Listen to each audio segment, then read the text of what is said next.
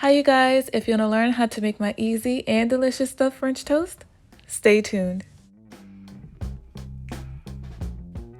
Alright you guys, so we're going to start off this recipe by creating a custard, and we're going to do that by using 2 eggs, some milk, some cinnamon, a couple dashes of nutmeg. You don't want to use too much nutmeg because that can be very overpowering, a splash of vanilla extract, and some sugar, and that's it. We're going to go ahead and stir all of those ingredients up together until they are well combined.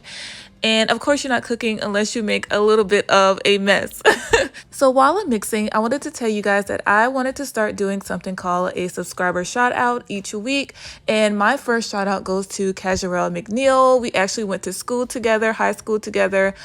She is super sweet and she always supports my channel. You guys, always encourages me, tries my recipes and posts on her Facebook and everything. She has literally been subscribed since I only had maybe like 5 or 10 subscribers. So thank you so much, Casuarelle. I appreciate you, girl. So now that our custard is nicely stirred, we're going to go ahead and move on to filling. And I'm just going to be using some blackberry jam along with a half a block of softened cream cheese. That's it, you guys. And we're going to just mix that together until it is well combined. And y'all, it's so simple, those 2 ingredients put together, they are super delicious. And you don't have to use blackberry jam. We so happen to love it, so that's why I'm using it. But you can use strawberry jam, raspberry jam, whatever jam that you like. So now that we're done with that, we're going to start building our stuffed French toast. And all that entails is putting that filling in between 2 slices of bread, you guys. That is it. Super easy and super simple. If you had a thicker cut bread like a brioche or a croissant or challah bread, then you would kind of create like a little hole at the bottom of the bread and then stuff it that way. But because we're using regular sandwich bread, butter bread, we're just going to stuff it in between 2 slices so it can create that effect of having a stuffed French toast. So after we're done building our French toast, we're going to go ahead and put it into that custard that we made earlier.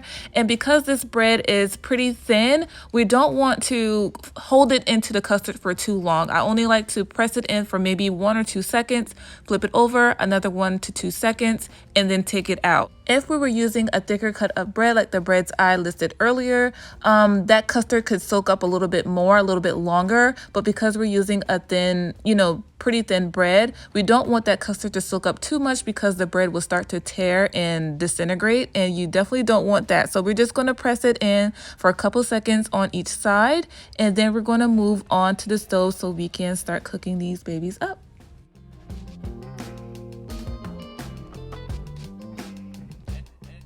So I have a pan here with a little bit of butter in it, and the temperature is low to medium heat. You don't want your temperature up too high because it'll burn your bread on the outside before it gets a chance to cook all the way through. So we're going to cook these for approximately 2 to 3 minutes on each side.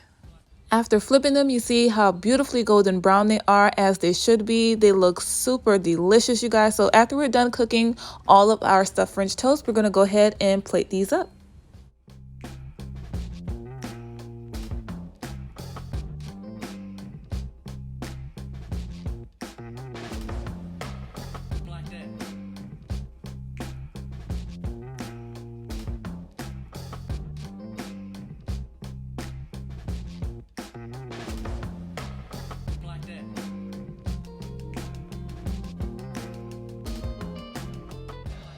I mean, come on, y'all.